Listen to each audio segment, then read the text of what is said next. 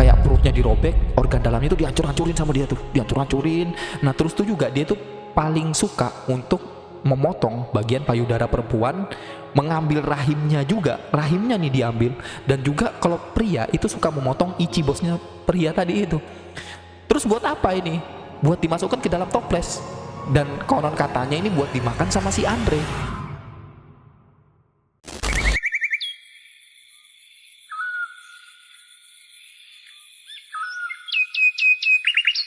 Halo semuanya guys, balik lagi sama aku Roy di channel Tenda Hitam. Nah, jadi hari ini tuh aku lagi pengen ngebahas salah satu pembunuhan berantai lagi.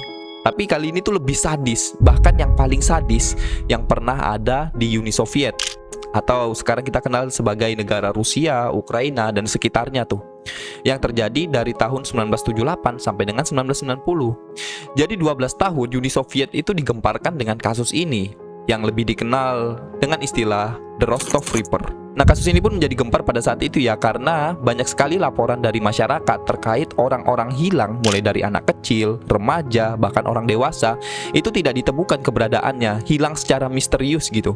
Dan juga kan karena pada saat itu negara Uni Soviet menganut ideologi komunisme, sehingga banyaknya aturan-aturan dan larangan-larangan yang diterapkan di negara itu. Nah, salah satunya itu adalah media dilarang menyebarkan berita terkait pembunuhan berantai ini karena ini bersifat teror gitu. Nah, kenapa dilarang? Karena negara pada saat itu atau pemerintahnya itu tuh nggak pengen masyarakatnya itu merasa terhantui, diteror atau merasa ketakutan gitu. Pengennya masyarakat ya berpikir positif aja. Mereka itu menyuruh masyarakat supaya menganggap hal-hal ini tuh nggak pernah ada gitu loh. Sembari di belakang atau di balik layar, pihak kepolisian dan pemerintah itu dengan gencar mencari tahu nih siapa sebenarnya pembunuh di balik The Rostov Ripper ini.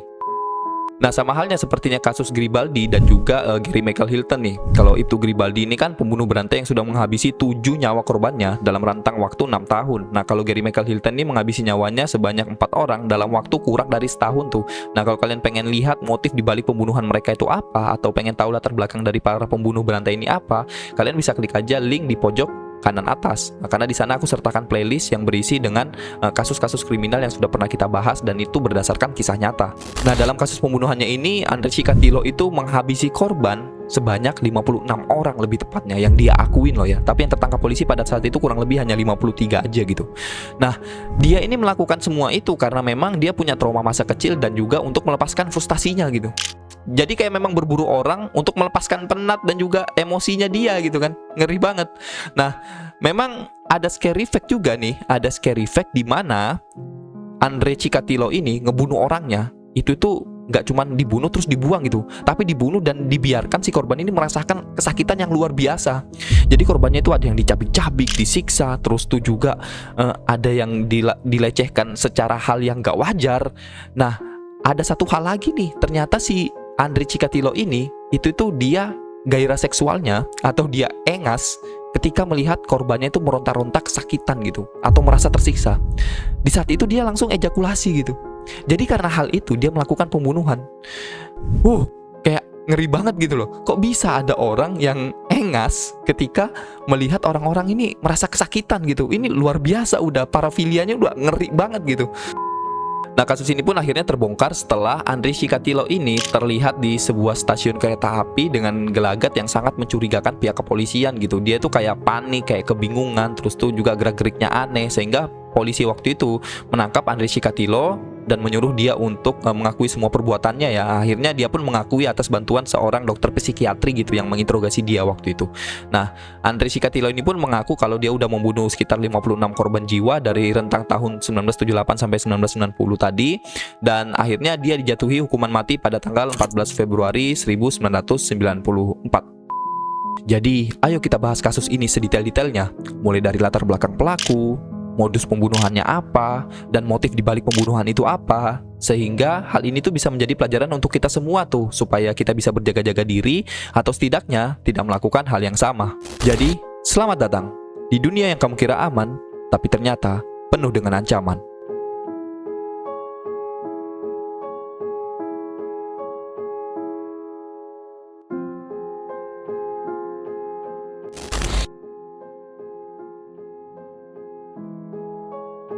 Nah, jadi kenalin dulu nih sama aktor utama kita yang bernama Andrei Romanovich Chikatilo, yang dia itu lahir pada tanggal 16 Oktober 1936 di desa Yablonchny, Ukraina. Nah, Ukraina pada saat itu tuh kan masih bagian daripada negara besar Uni Soviet yang dipimpin oleh Joseph Stalin yang memang menganut ideologi komunisme. Sehingga pada saat itu Joseph Stalin membuat aturan pertanian massal ya, yang dimana salah satu programnya yaitu kolektivisasi massal. Nah, jadi intinya tuh gini, kolektivisasi massal itu semua petani di seluruh Uni Soviet itu disuruh untuk memberikan lahan mereka, terus tuh kebun mereka, sawah mereka kepada pemerintah beserta ternak dan juga peralatan-peralatan mereka tuh untuk membantu program pemerintah, intinya gitu. Nah, memang terkesan ngerampok ya. Nah, cuman pada saat itu karena memang peraturan itu ditetapkan, kan banyak sebagian orang daripada di Uni Soviet sana itu tuh kayak memberontak gitu. Jadi yang memberontak itu diusir, dan kalau misalkan masih mau tinggal di Uni Soviet atau masih mau hidup, ya udah kamu ikut program pemerintah tadi gitu. Sehingga hal ini pun membuat peristiwa besar yang terjadi di Uni Soviet yang paling kelam, yaitu peristiwa Holodomor. Nah, peristiwa Holodomor ini adalah peristiwa kelaparan ekstrim yang terjadi di rentang tahun 1930-an itu.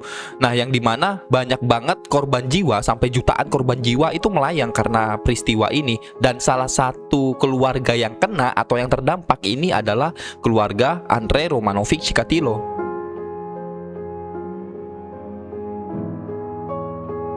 Nah, semasa kecilnya Andrei ini hidup bersama kedua orang tuanya tuh yang bernama Roman Chikatilo dan juga Anna Chikatilo.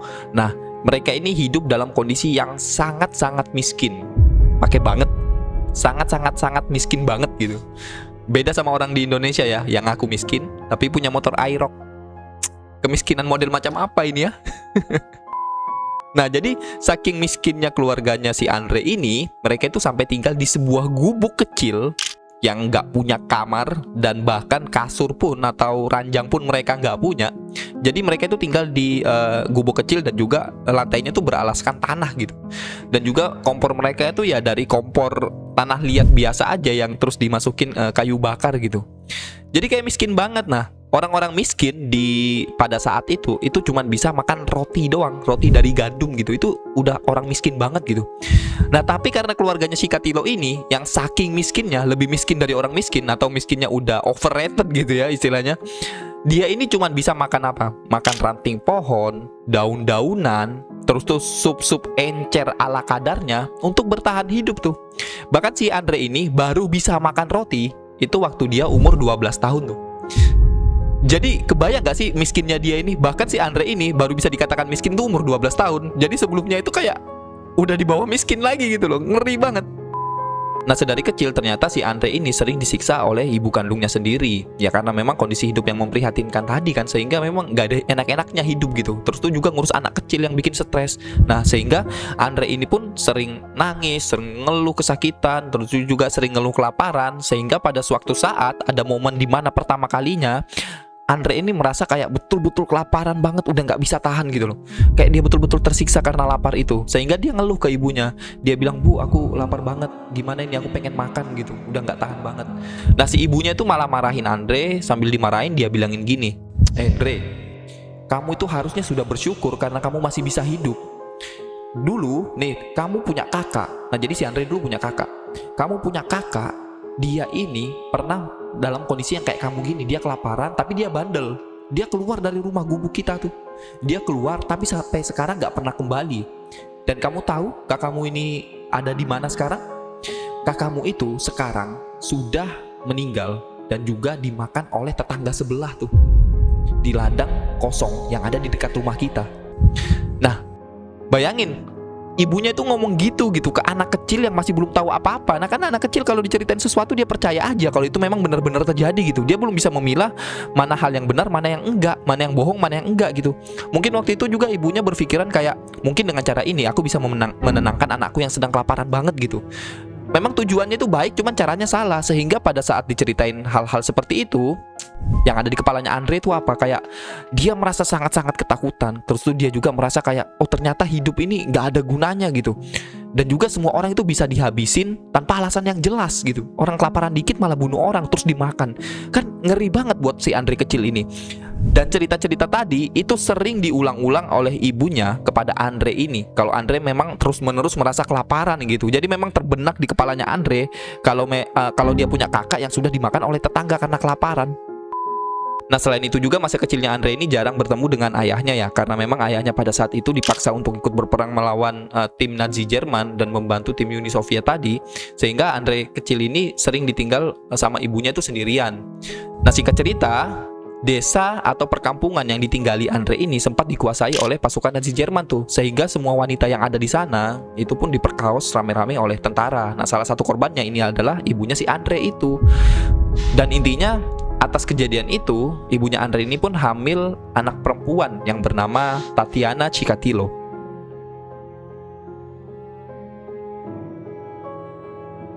Nah, singkatnya seiring berjalannya waktu, di saat Andre berusia 18 tahun, nah ini kan usia-usia dewasa udah ya, Tatiana itu pernah mengajak teman perempuannya untuk main ke rumah gitu, ya sekedar main ngobrol ya layaknya anak-anak gadis pada umumnya lah ya, diajak ngobrol gitu.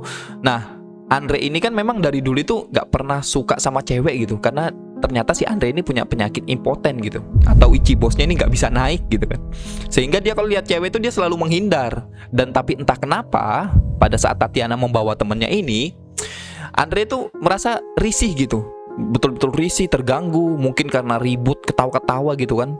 Akhirnya waktu Tatiana ini pergi mungkin ngambil minum atau apa, si Andre ini mengusir teman Tatiana dengan cara paksa tuh. Jadi ditarik baju temennya itu kan, ditarik terus tuh dilempar, didorong, betul-betul kayak dipermalukan, disiksa banget sama si Andre. Nggak sampai dipukul-pukulin juga tapi ya. Jadi diusir, disuruh keluar gitu. Nah, tapi entah kenapa waktu proses itu, pemaksaan itu, si Andre ini malah ejakulasi coy. Iya, dia ini malah ejakulasi gitu loh, malah orgasme pada saat melakukan itu. Dan Andre ini pun merasa kaget gitu kan, kayak apa ini? Aku nggak pernah merasakan hal yang senikmat ini, karena dopamin yang terlepas itu membuat dia merasa sangat-sangat senang gitu kan. Kayak, loh kok bisa kayak gini gitu loh. Akhirnya pada saat itu tuh Andre berpikiran kayak, oh oke lah, aku nggak bisa bermain bersama ichibosku ya. Tapi dengan cara melakukan hal-hal seperti ini, aku ternyata bisa ejakulasi tuh. Nah, aku tahu sekarang gimana caranya bermain bersama ichibosku. Nah, sejak saat itu Andre tahu tuh cara dia untuk melampiaskan hawa nafsunya. Nah, singkat cerita, waktu usia 30 tahun, si Andre ini pindah dari desanya, desa lamanya tempat lahirnya tadi, ke pusat kota Rostov untuk bekerja sebagai teknisi komunikasi di kantor pos negara tersebut gitu. Nah, kan waktu itu pekerjaan itu adalah pekerjaan yang standar lah sebenarnya ya, dan bisa dibilang cukup mapan gitu. Sehingga ibu dan adiknya Andre ini, si Tatiana, itu tuh khawatir kok dia umur segini belum nikah gitu kan. Khawatir sama si Andre ini. Akhirnya si Andre ini pun sebenarnya sempat dekat sama beberapa orang gitu, beberapa wanita, dan juga putus gitu, sehingga dia nggak pernah punya hubungan yang serius. Nah, si Tatiana ini pun bilang sama Andre, "Bang, mau nggak aku cariin cewek? Tenang aja, nanti aku cariin cewek yang cantik, yang mau sama kamu lah dengan kondisimu yang impoten kayak gini, supaya kalian tuh bisa nikah, berhubungan," katanya si Andre. Nah, terserah lah, cariin aja kalau bisa dapet gitu, karena Andre udah putus asa gitu kan, dengan impotennya dia nggak bisa berbuat apa-apa gitu. Sehingga si Tatiana ini mendapatkan teman gitu, seorang wanita yang bernama Feodosia Otnasheva.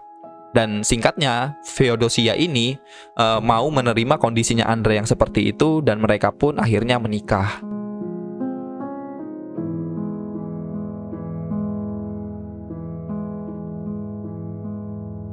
Nah, jadi Feodosia ini kan sebenarnya udah tahu ya kalau misalkan si Andre ini impoten atau ichibosnya nggak bisa naik gitu. Sehingga Feodosia ini pun kayak, ya sudahlah, biarin aja hal-hal kayak gitu dipikir belakangan gitu.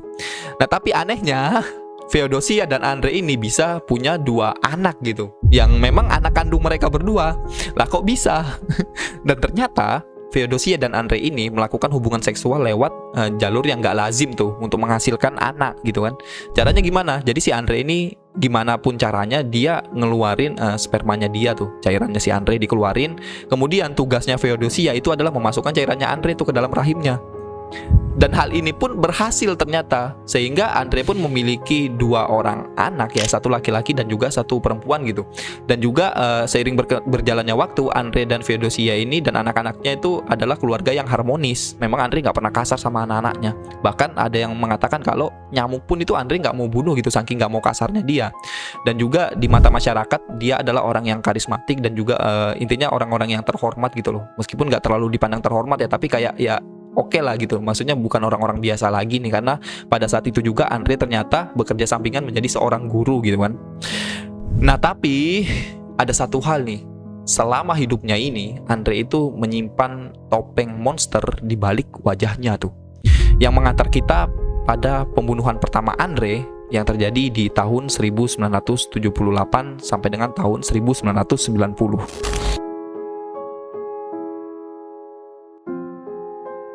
Kasus pembunuhan pertama yang dilakukan Andre itu terjadi pada tahun 1978 kepada seorang anak kecil berusia 9 tahun yang bernama Yelena Zakotnova. Nah jadi memang sebelum melakukan pembunuhan ini, Andre itu well prepared ya. Emang sudah direncanakan gitu, dia pengen mencari korban. Dia itu menyewa sebuah rumah yang memang gak ada tetangganya, sepi dan jauh dari keramaian gitu. Rumahnya ini rumah kecil untuk melakukan eksekusinya di sana gitu. Nah singkat cerita, si Andre ini pun secara nggak langsung ya, setelah menyewa rumah itu dapat beberapa hari, Andre ini baru pulang ngajar. Karena dia kan seorang guru nih Andre. Dia baru pulang ngajar, dia pergi ke terminal bis tuh. Nah waktu di terminal bis sambil nunggu bis, dia tuh ngelihat anak kecil yang sedang kebingungan, si Yelena tadi. Yelena itu kayak kelihatan kebingungan, jalan mondar-mandir gitu, kayak mencari sesuatu gitu kan. Sehingga karena Andre ini punya basic guru tadi, sehingga dia tahu cara pendekatan kepada anak kecil, diajaklah ngomong si Yelena ini. Halo dek. Gak gitu. Jadi si Andre ngomong kepada Yelena kalau dia itu punya hadiah untuk Yelena nih. Dia bakal dikasih permen, dikasihkan hadiah yang banyak, tapi harus ikut dulu sama Andre. Nah karena pada saat itu Yelena ini yang masih kecil dan belum bisa berpikir mateng, sehingga ya dia ikut aja sama si Andre gitu kan. Dan juga karena pembawanya Andre ini yang enak, karena memang dia guru tadi, dia tahu cara pendekatan yang baik kepada anak kecil, sehingga Yelena pun ikut. Dibawalah si Yelena ini ke rumah sewaan yang tadi dipersiapkan sama Andre itu. Nah sampai di sana, Andre langsung merobek bajunya Yelena tuh. Dirobek bajunya Yelena, dihabisin semua pakaiannya, dan mau diperkaos. Cuman Andre impoten, gak naik-naik cibosnya itu kan. Sehingga Andre di situ tuh kayak kesel gitu. Kalau laki-laki tuh paham gitu loh, ketika lagi engas tapi kok gak bisa dikeluarin tuh kayak gimana. Sehingga Andre pun kesel, dia ngambil pisau, terus tuh dicabik-cabik tubuhnya Yelena pakai pisau tuh. Dan pada saat proses itu kan Yelena belum dalam kondisi yang mati tuh. Sehingga dia tuh melihat Yelena yang sedang kesakitan dan juga merasa tersiksa banget gitu. Bayangin, dia pakai pisau dicabik-cabik, orang ini masih hidup gitu kan, dicincang, dicabik-cabik, sehingga pada saat itu pun Yelena langsung tewas di tempat.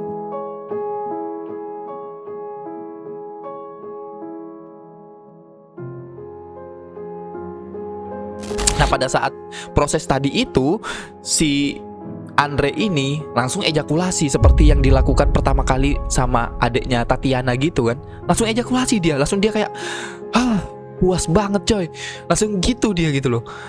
Memang gak disetubuhin, cuman dicincang-cincang gitu aja, betul-betul kayak disiksa, dimatiin, betul-betul gore banget kejadian pada saat itu. Singkatnya si Yelena ini pun mati, meninggal. Dan juga si Andre ini udah merasa puas, dia langsung membersihkan semua area lokasi rumahnya tadi itu, dibersihkan. Ketika semuanya udah bersih, jasadnya Yelena Zakotnova tadi langsung dibuang ke sungai yang memang ada di sekitaran tempat tersebut gitu.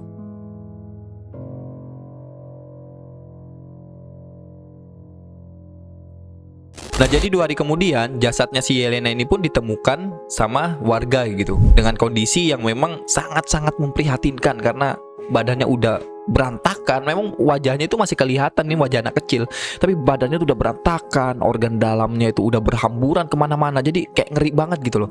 Sehingga warga ini pun langsung menelpon polisi untuk menyelidiki kasus ini.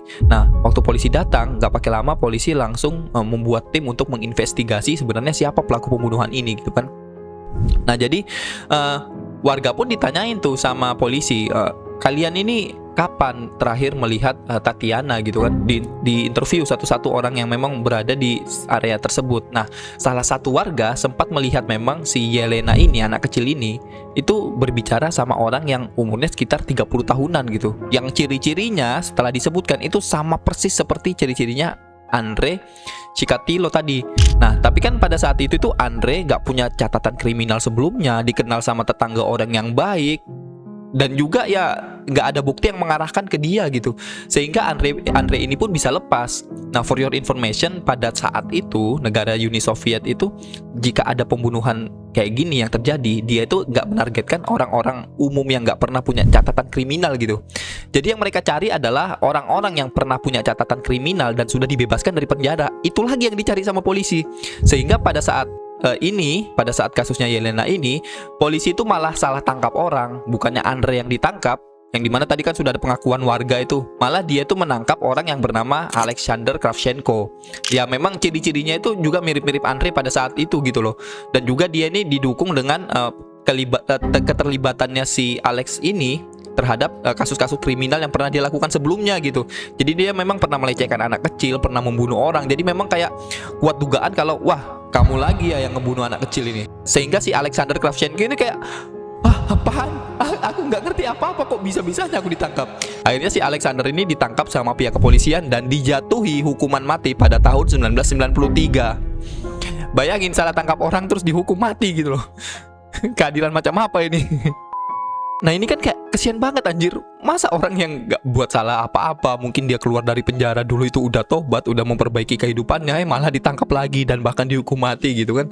Kayak gak adil banget gitu. Tapi juga pada saat itu emang asumsi kepolisian ya, dia berdasarkan catatan-catatan aja gitu. Jadi nggak ada bukti betul-betul yang spesifik kayak CCTV gitu, itu nggak ada pada tahun itu. Memang sangat jarang ditemukan gitu loh.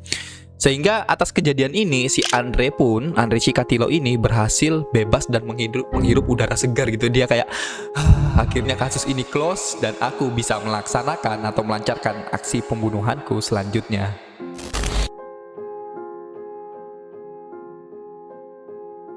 Nah, sejak pembunuhan Andre di tahun 1978, dia ini pun sempat berpuasa selama 3 tahun, gak melakukan tindakan kriminal apapun dan gak melakukan hal-hal mencurigakan apapun untuk menghilangkan kecurigaan polisi kepada dia gitu.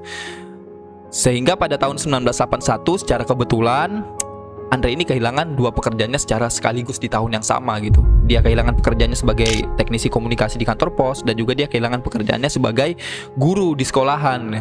Nah, dia kehilangan pekerjaan sebagai guru itu karena murid-murid perempuannya itu merasa takut sama Andre, karena si Andre ini sering melecehkan mereka. Ya, melecehkan bukan memperkaos ya, tapi ya melecehkan kayak mungkin dirangkul, dicolek gitu-gitu, catcalling dan sebagainya gitu. Dan juga si Andre ini sering melihat kepada mereka dengan tatapan yang menyeramkan gitu. Jadi seakan-akan kayak Andre kalau ngeliatin murid perempuan tuh yang ada di kepalanya kayak, oh habis ini kuculik kamu ya, habis kuculik, kuperkaos, terus tuh kusiksa, liatin aja nanti. Jadi seakan-akan tuh kayak gitu loh. Jadi murid perempuannya tuh merasa takut dan melaporkan hal ini kepada pihak kepala sekolah. Dan kepala sekolah pada saat itu kan karena laporannya nggak cuma kepada 1 orang tapi banyak murid perempuan juga, sehingga Andre ini nggak diperpanjang kontraknya untuk mengajar di sana. Dan Andre pun setelah kehilangan 2 pekerjaannya ini, singkat cerita dia itu kan karena punya keluarga, dia harus cari pekerjaan lain. Nah, dia itu bekerja sebagai administrasi dan penjualan barang-barang industri itu, yang membuat Andre ini memiliki kesempatan untuk berpindah-pindah kota untuk menjualkan produk-produknya tadi ya. Istilahnya dia ini sales lah untuk menjualkan produk-produk industri tadi ke kota-kota yang ada di Uni Soviet pada saat itu. Ada di beberapa kota gitu, ada mungkin 10 kota dia. Nah, dan 10 kota juga ini yang dia melancarkan aksi pembunuhannya itu. Sehingga Andre ini pun kayak pembunuh berantai kan. Dia tuh dikasih kesempatan untuk keluar kota, ya makin luas lah penyebaran pembunuhannya si Andre ini. Dia makin bebas mencari korbannya di banyak kota gitu kan. Nah, jadi singkatnya Andre ini kan mendapatkan pekerjaan baru, dia sering keluar-keluar kota gitu. Nah, pada tanggal 3 September 1981, si Andre ini bertemu sama seorang perempuan yang bernama Larisa Kachenko yang pada saat itu berusia 17 tahun tuh. Nah, Larisa ini terlihat sendirian sedang menunggu bis gitu. Sehingga si Andre ini datang kan dengan santainya, datang Terus tuh ngajak ngobrol Larissa karena pada saat itu Andre udah bawa minuman dan juga makanan serta rokok tadi. Ditawarin ke Larissa gitu kan, rokok juga. Jadi mereka ngobrol santai sambil rokokan gitu. Nah pada saat itu kan memang juga Andre muda ternyata memang cukup tampan ya pada saat itu kalau aku lihat dari fotonya. Nggak tahu apa yang mereka omongin sehingga si Larissa ini diajak sama Andre ke semak-semak di tengah hutan gitu.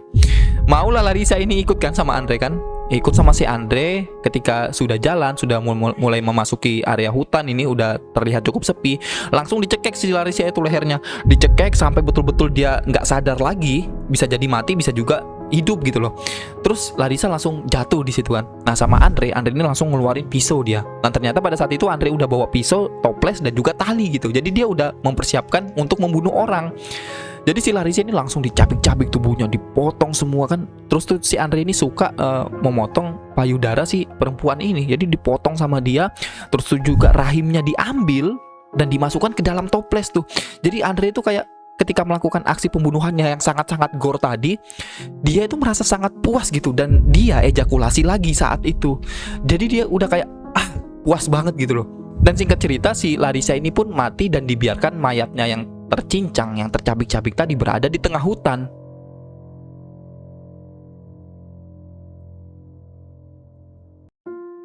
Nah setelah merasa puas dengan pembunuhan Larissa Kachenko tadi, sosok monster di balik dirinya Andre ini gak lagi ditutup-tutupin gitu loh. Jadi betul-betul diperlihatkan semuanya. Jadi Andre ini gak lagi puasa seperti sebelumnya ya. Dia terus mencari korban yang rentang usianya dari 9 tahun sampai 45 tahun lagi. Jadi gak cuma anak-anak nih korbannya, tapi juga ada orang yang sudah umur 40-an gitu kan. Nah Andre ini senang mencari korbannya itu ya di pasar, di stasiun kereta api, terminal bis, dan juga di pinggiran-pinggiran kota itu. Dan ternyata semua ini ada alasannya. Nah alasannya itu adalah karena tempat transit itu kan sangat mudah dan juga bisa membuat Andre itu langsung naik ke kereta ataupun bis setelah melakukan aksi pembunuhan. Sehingga polisi yang pada saat itu mengecek korban, dia tuh sangat kebingungan gitu karena pembunuh ini sudah berpindah-pindah dari lokasi satu ke lokasi lain. Jadi sulit nge-trackingnya gitu. Dan ini terjadi tahun 1980-an ya. Memang teknologi nggak secanggih sekarang. Dan juga si Andre ini pun tahu karena dia pernah bekerja sebagai teknisi komunikasi di kantor pos, sehingga dia tuh tahu kalau misalkan komunikasi antar kota itu lambat. Sehingga Andre pun leluasa gitu nyari tempat-tempat transit. Setelah melakukan pembunuhan, dia langsung pergi naik kereta dan juga naik bis gitu. Jadi dia tuh aman. Nah alasan yang kedua karena memang pada saat itu nggak ada pengawasan yang ketat gitu. Nah jadi di Uni Soviet pada tahun tersebut emang CCTV itu belum tersebar ke berbagai wilayah di negaranya gitu loh. Apalagi di pinggiran-pinggiran kota gitu kan, di mana Andre ini melakukan aksinya. Sehingga Andre ini pun sempat nge-scanning dulu sebelum dia melakukan pembunuhan. Dia tuh ngecek kayak stasiun ini, pasar ini, terus kota ini tuh sepi polisi yang sedang berpatroli gitu. Jadi jarang ada yang mantau. Jadi Andre ini ngerti tempat-tempat yang memang bisa dia lakukan sebagai tempat pembunuhannya dia gitu. Dan pada saat itu pun Andre merasa aman gitu kan, karena memang Andre ini sebenarnya orang yang pinter. Nah alasan yang ketiga itu memang Andre ini nggak mencari orang sembarangan. Dia tuh mencari orang-orang yang rentan gitu. Nah dalam artian rentan di sini tuh adalah pada saat itu kan memang banyak kasus-kasus orang yang melarikan diri dari rumah gitu. Banyak homeless, banyak wanita-wanita penghibur alias wanita malam itu berkeliaran di pinggir-pinggiran kota. Nah itulah target-targetnya si Andre ya kan. Karena memang kalau orang-orang yang sedang kabur dari rumah itu tuh enak sama Andre diajak ngobrol. Karena Andre ini orang yang pintar, dia pintar mainin psikisnya si orang ini. Sehingga si Andre itu pun membawa atau menggiring pembicaraan itu kepada apa yang Andre mau gitu loh. Sehingga orang-orang ini yang sudah kabur dari rumah, yang merasa betul-betul nggak dihargain sama orang rumahnya, dan itu semua dicukupi sama si Andre. Andre memberikan perhatian itu, memberikan penghargaan itu, sehingga orang-orang ini itu percaya sama si Andre gitu loh. Jadi seakan-akan dia sosok penyelamat gitu kan. Dan juga orang-orang hilang ini pada saat itu ya keluarga atau orang tua mereka juga kayak gak ngurus gitu loh. Maksudnya kayak Allah anak durhaka, biarin aja kamu pergi. Jadi gak dicari. Bahkan sekalipun dicari sama orang tua mereka atau keluarga mereka, itu sama pihak kepolisian gak pernah ditanggapin. Cuman kayak alah paling juga besok balik gitu, 2 hari lagi balik. Sehingga hal ini Andre itu tahu gitu. Dia tuh tahu kondisi-kondisi yang seperti ini. Nah makanya orang-orang rentan tadi mudah untuk dimanipulasi sama Andre. Ada yang ketemu dikasihkan makanan sama minuman, karena waktu itu dia keluar dari rumahnya kan jadi homeless gitu, dikasih makanan, minuman sama rokok. Akhirnya dijadikan korbannya Andre. Ada juga yang ditawarin pekerjaan dan lain-lain lah. Jadi kayak manipulatif banget dia ini. Dia pinter banget cara mainin psikologisnya si korbannya. Nah dengan situasi dan modus yang seperti ini, Andre itu pun berhasil membunuh kurang lebih ada 56 orang korban dari rentang tahun 1978 sampai dengan 1990. banyak banget gitu loh. Bahkan di suatu tahun Andre itu bisa melakukan pembunuhan itu dalam 1 bulan itu 2 sampai 3 orang korban. Ngeri banget gitu loh. Bahkan ini pun pasti menjadi sesuatu yang sangat menakutkan, membuat teror, membuat horor negara Uni Soviet pada saat itu. Karena memang juga pemerintah kan di sana itu menerapkan ideologi komunis gitu. Jadi memang semuanya diatur sama pemerintah. Dan bahkan media ini nggak bisa asal ngasihkan berita atau informasi gitu. Beda sama kayak di Indonesia, negara demokrasi gini kan. Kalau di Indonesia kan jangankan pembunuhan, pencabulan kayak yang dilakukan predator seksual X di Jepara ini yang pernah kita bahas, itu pun langsung rame diberitakan sama media gitu. Pokoknya nggak habis-habis diberitakan terus kan. Bahkan beberapa berita itu yang terkesan menggoreng gitu kan, pokoknya diberitakan terus gitu. Nah kalau kasusnya Andre ini nggak, malah disembunyikan sama pemerintah. Bukan berarti pemerintah itu nggak peduli sama rakyatnya, itu nggak. Sebenarnya pemerintah itu peduli, tapi sengaja nggak diberitakan biar pada saat itu para warga ini nggak merasa dihantui dan mereka itu nggak terganggu secara psikologis gitu loh. Takutnya ada, karena berita ini itu perilaku masyarakat itu berbeda dan pemerintah itu nggak mau itu. Pemerintah itu tetap jalan di belakang layar gitu loh. Jadi dia tetap ngomong ke warganya kayak, udah tenang aja, ini aman, nggak ada apa-apa, ini bukan pembunuh berantai. Memang pembunuhnya itu beda-beda aja. Setiap kejahatan itu pasti ada di semua negara. Pemerintah akan terus berjalan dan juga menyelidiki kasus-kasus ini gitu. Jadi kalian tenang aja, ini nggak ada apa-apa gitu.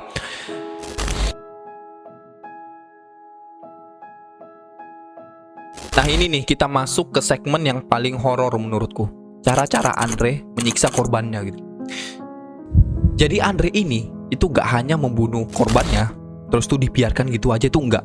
Karena kan tadi tujuannya Andre itu adalah melampiaskan frustasi dan juga masa lalu kelamnya dia gitu. Karena Andre ini impoten dan juga dia turn on atau engas di saat melihat orang tersiksa dan juga melihat orang itu merasa takut. Sehingga Andre ini pun membunuh korbannya dengan cara ya brutal atau ekstrim banget. Nah gak hanya membunuh korban terus membiarkan mayatnya begitu saja di lokasi pembunuhan, si Andre ini membunuh mayatnya tapi juga menyiksanya dalam kondisi yang masih hidup. Masih hidup disiksa gitu. Jadi hal pertama yang dilakukan Andre biasanya dicekek dulu tuh korban dari belakang. Jadi si korban ini dibaring jalan dulu di depannya, terus dicekek dari belakang tuh, dicekek sampai mereka itu pingsan atau nggak sadarkan diri. Kemudian Andre itu ngeluarin pisaunya dan mencabik-cabik korban tuh. Rata-rata korbannya Andre ini mendapati luka tusukan sebanyak 30 sampai 50 kali tusukan. Bayangin sebanyak itu tusukannya. Orang kalau ditusuk 1 kali aja itu udah mati. Ini 30 sampai 50. Ya kalau orangnya misalkan pas dicekek itu udah langsung mati, ya mungkin dia nggak terlalu merasakan sakitnya gitu ya. Tapi kalau orangnya masih hidup atau setengah hidup itu gimana? Dia cuma pingsan doang terus disiksa. Itu kan pasti dia merasakan semua derita yang dikasihkan sama Andre gitu. Penyiksaannya Andre dia rasakan semua itu. Jadi betul-betul kayak dia merasakan neraka itu benar-benar ada di dunia. Nah Andre ini pun kalau korbannya perempuan ya, ia itu sering memasukkan benda-benda aneh ke mulut dan juga ke organ vital si perempuan. Jadi seringnya itu dia masukin kayak semacam ranting atau batang pohon ke kemaluannya si perempuan itu sampai tembus ke perutnya, dan juga memasukkan batang pohon tadi ke mulutnya, ke mulut perempuan sampai tembus tenggorokannya tuh.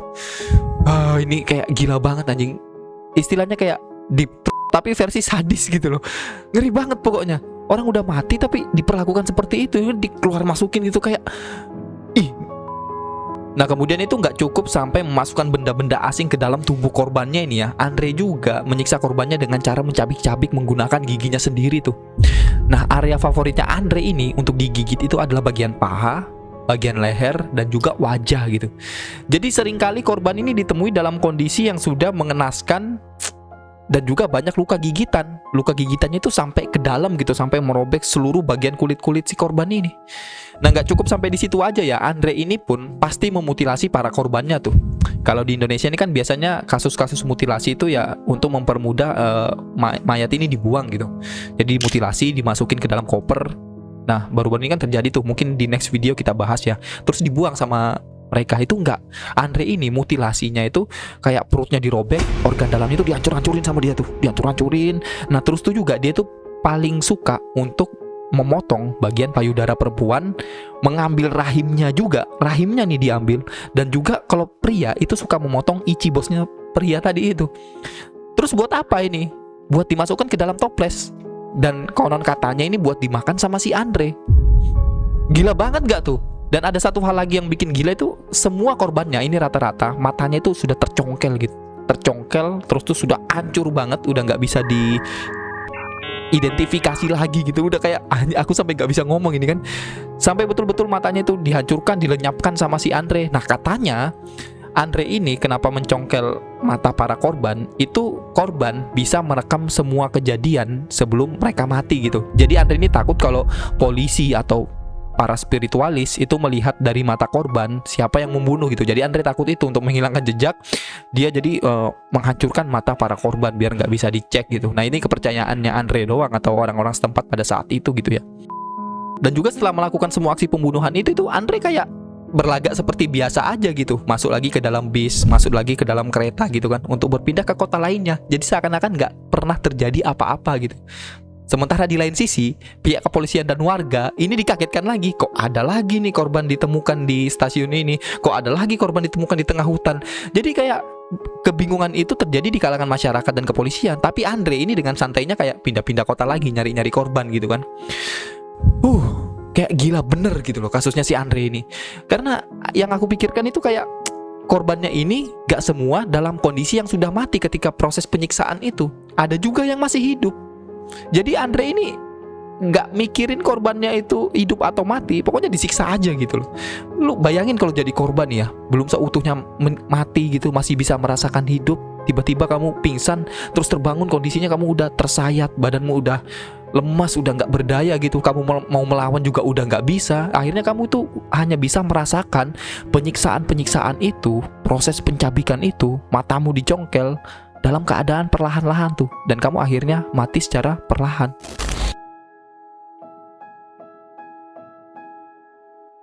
Nah jadi kita balik lagi ke tahun 1978 ya, yang dimana polisi itu kan sudah berhasil menangkap seseorang yang diduga pelaku pembunuhan Yelena Zakotnova, yaitu Alexander Kravchenko.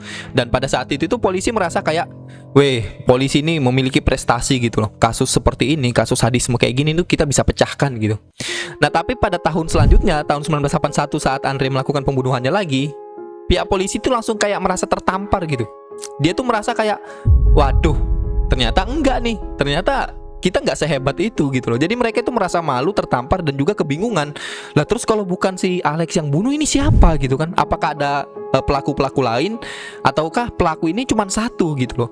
Jadi memang pada saat itu tuh sulit banget pihak kepolisian untuk melakukan investigasi, menyelidiki kasus pembunuhan berantai ini. Nah karena kan kasus pembunuhan ini terus berjalan, si Andre ini gak berhenti-berhenti terus membunuh, menyebabkan teror di seluruh negara tuh. Sehingga pihak kepolisian dan intelijen pada saat itu langsung membuat tim penyelidikan khusus menangani kasus ini, yang dipimpin oleh Mikhail Fetisov dan juga penyidik utama yang bernama Viktor Burakov.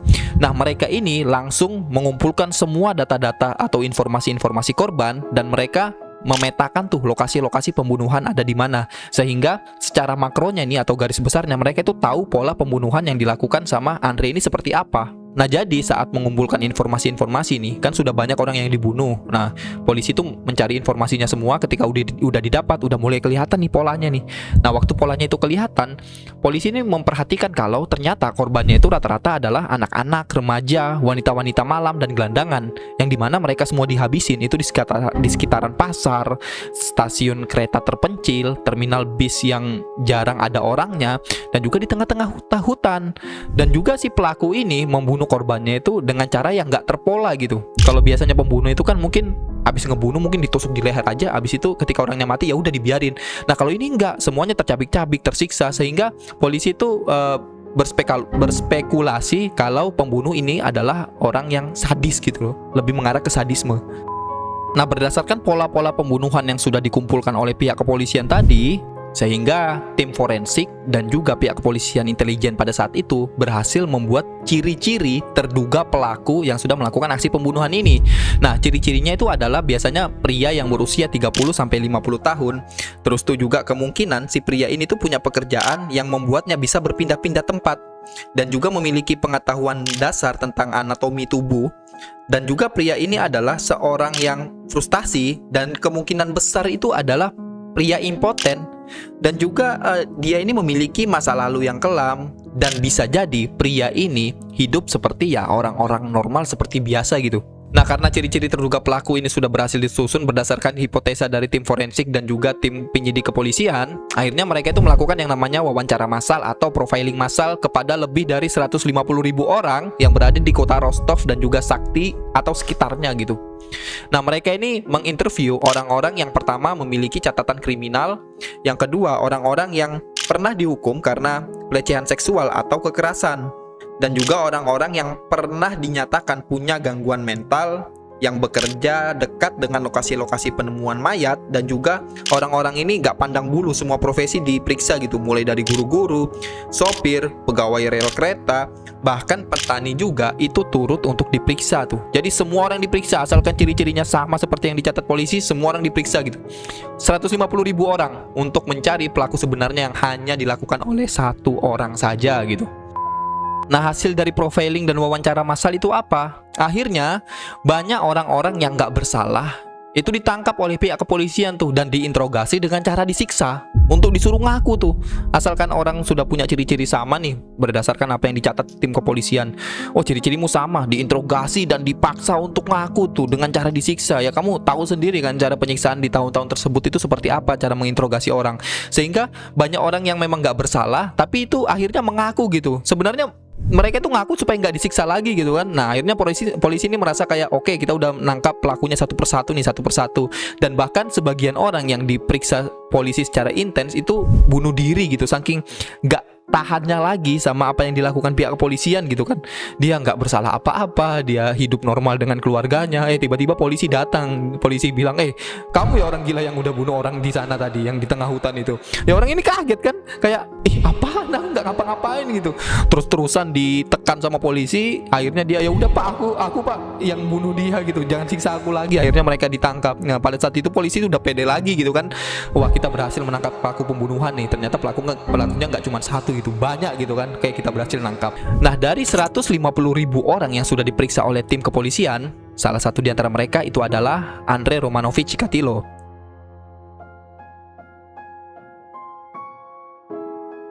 Ya, jadi Andre ini pernah diperiksa oleh tim kepolisian pada tahun 1984 karena memang ciri-cirinya Andre ini memenuhi semua kriteria yang ada pada kepolisian tuh.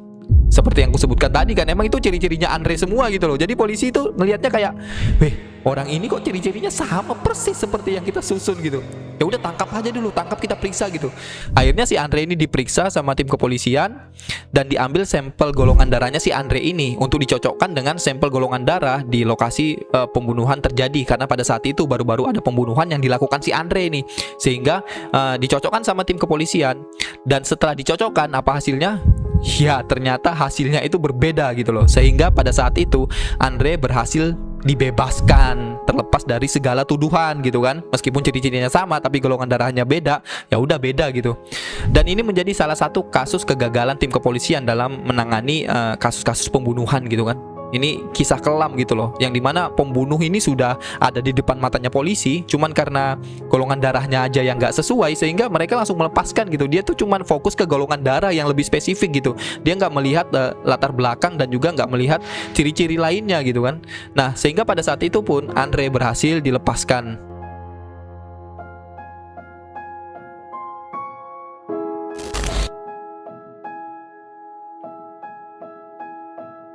Nah, di tengah penyelidikan yang panjang dan melelahkan ini, termasuk yang ngomong juga lelah ya, karena panjang banget emang kasusnya si Andre ini. Nah, pihak kepolisian itu menerjunkan banyak anggota mereka untuk mengintai area-area pasar, stasiun kereta api, dan juga terminal bis tuh untuk mencari pelaku. Dan pada tahun 1990, tepatnya di stasiun kereta Rostov-on-Don, pihak polisi yang sedang menyamar ini itu melihat ada orang yang gerak-geriknya mencurigakan tuh. Gerak-geriknya mencurigakan, terus tuh juga kayak kebingungan, terus tuh dia ini kayak sedang tergesa-gesa gitu kan. Sehingga polisi yang pada saat itu langsung memfokuskan pandangannya kepada pria itu, yang dimana pria itu adalah si Andrei Romanovich Chikatilo ini. Nah, waktu si Andre ini diperhatikan terus sama si polisi ini kan, kebetulan ada anak kecil nih yang mungkin baru pulang sekolah bawa tas gitu. Si Andre ini pun ngajak ngomong si anak kecil ini, diajak ngomong. Nah, polisinya juga kayak merhatikan dulu nih sebelum dia nangkap, sebelum dia gegabah gitu kan. Diperhatikan. Lah kok anak kecil ini mulai diajak jalan gitu. Akhirnya polisi pada saat itu nggak mau si anak jadi korban, langsung lah ditangkap si Andre itu kan, disergap, tangannya diborgol dari belakang dan dibawa ke kantor polisi itu untuk diperiksa. Nah, saat ditangkap ternyata detail kondisi fisiknya Andre ini memang sangat-sangat mencurigakan gitu. Karena pada saat itu di tangannya Andre itu ada bekas luka gigitan, terus tuh juga tangannya banyak luka cakaran, dan bajunya itu kayak ada lumpur gitu loh, kayak ada bekas-bekas lumpur gitu. Nah, pada saat itu kan polisi langsung mikir kayak, wih, kayaknya dari tengah hutan nih, bekas gigitan juga cakaran tadi adalah bentuk perlawanan korban gitu. Sehingga pada saat itu meskipun masih di tahap penyelidikan awal, polisi langsung enggan melepaskan dia gitu loh. Pokoknya gimana pun caranya, nih orang sepertinya adalah pelaku pembunuhan utama gitu. Dan juga waktu itu polisi setelah mengumpulkan datanya si Andre, polisi tuh mengingat kalau di tahun 84, sekitar 6 tahun yang lalu, dia ini pernah diperiksa atas keterkaitan dia dengan pembunuhan berantai ini gitu loh. Jadi polisi kayak punya data-data yang mendukung gitu kan. Nah, waktu diperiksa ini pun Andre ini selalu ngelak gitu, kayak enggak, bukan aku yang bunuh, aku loh cuman bapak-bapak biasa gitu, cuman orang-orang random biasa aja, memang aku orangnya gampang bingung gitu. Meskipun polisi menunjukkan banyak bukti-bukti, tapi Andre tetap nggak mau ngaku meskipun dia disiksa, digunakan interogasi cara-cara kepolisian gitu kan. Jadi si Andre ini pun disiksa, dipukulin, tetap aja dia nggak mau ngaku gitu. Sehingga polisi ini pun intinya kan dia harus mendapat pengakuan dari si terduga tersangka gitu baru bisa ditetapkan. Nah, cuman Andre ini selalu mengelak dan polisi langsung berpikiran kalau kayaknya teknik interogasi kita ini harus dirubah nih. Caranya gimana? Ya, polisi itu menggunakan teknik interogasi psikologi. Jadi psikologinya si Andre ini yang dimainkan gitu kan, dengan bantuan dokter psikiatri yang bernama Dr. Alexander Bukanovsky itu.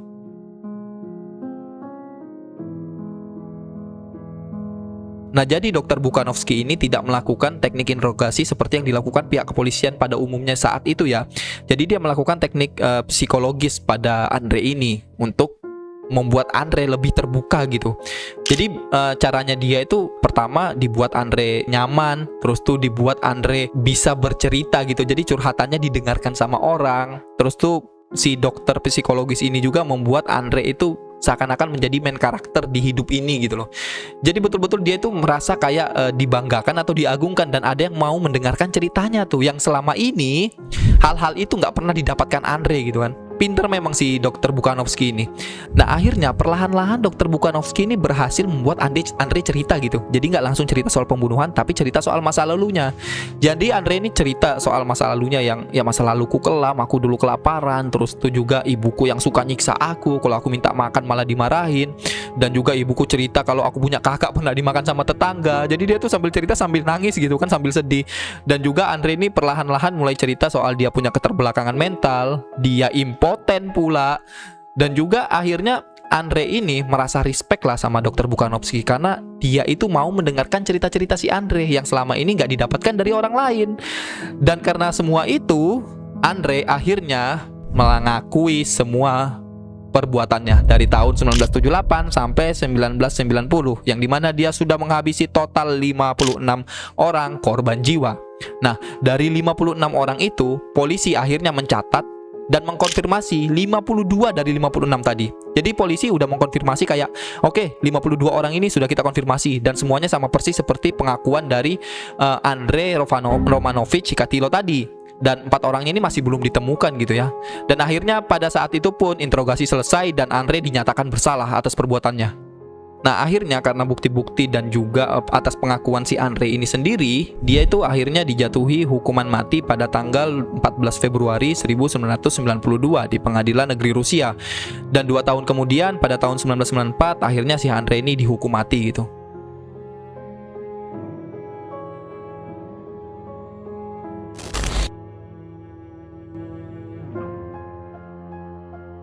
Nah, jadi semoga kita bisa mengambil hikmah dan pelajaran dari kasus Andre Romanovich Chikatilo ini tentang pentingnya deteksi dini soal penyakit kejiwaan atau keterbelakangan mental tuh. Jadi kalau kalian melihat ada keanehan dari anak-anak kecil atau anak-anak remaja di sekitar kalian, coba sarankan untuk pergi ke dokter psikiatri untuk dicek secara kejiwaannya tuh, sebelum itu menjadi hal yang jauh lebih fatal dan mengerikan lagi seperti kasusnya si Andre ini. Nah, dari masa kecilnya si Andre ini kita bisa lihat kalau memang dia itu hidup dalam kondisi yang sangat-sangat gak ideal gitu ya. Faktor lingkungannya yang sangat memprihatinkan, ibunya yang suka marah-marah, suka nyiksa, tetangganya yang suka makan kakaknya juga gitu kan. Sehingga hal ini tuh membentuk kepribadiannya Andre sampai dia dewasa dan menjadi pembunuh berantai itu. Nah, lingkungan keluarga yang sehat, yang harmonis, terus tuh ayah ibu yang memberikan pendidikan yang baik kepada anak-anak, itu pasti juga membuat atau membentuk mental anak kecil ini sampai dia dewasa gitu. Sehingga memang faktor lingkungan itu sangat mempengaruhi terbentuknya sosok, karakter, dan juga mental anak-anak kecil kita tuh. Nah, dari tragedi pembunuhannya Chikatilo ini juga, itu kan menunjukkan betapa sulitnya kasus pembunuhan berantai itu dipecahkan gitu. Karena memang para pembunuh berantai ini sebenarnya bukan orang bodoh ya. Mereka itu orang yang sangat-sangat pinter gitu. Dia tahu soal sistem hukum di suatu negara, dia paham gerak-gerik pihak berwenang atau pihak kepolisian, sehingga dia ini bisa menutup-nutupin jejaknya tuh. Bagaimana dia melakukan pembunuhannya, bagaimana dia melakukan pembunuhan dari 1, pembunuhan kedua, 3, 4. Dia tuh paham semua gitu loh. Sehingga hal ini pun kita meskipun rakyat sipil mediocre biasa, warga sipil biasa gitu, kita itu diharuskan untuk belajar soal psikologi kriminal tuh. Jadi kita tahu sebenarnya misalkan ada kasus pembunuhan berantai tuh yang lagi diselidiki polisi. Nah, tapi kalau kita nggak paham apa-apa, bisa jadi kita yang jadi korban selanjutnya gitu kan. Nah, tapi kalau kita paham cara melihat pola-pola pembunuhannya seperti apa, kita paham detailnya seperti apa. Nah, sehingga hal ini tuh bisa membuat kita untuk lebih aware gitu, supaya kita bisa berjaga-jaga diri. Emang ya, hari sial itu nggak ada di kalender. Teror itu sebenarnya nggak pernah benar-benar hilang.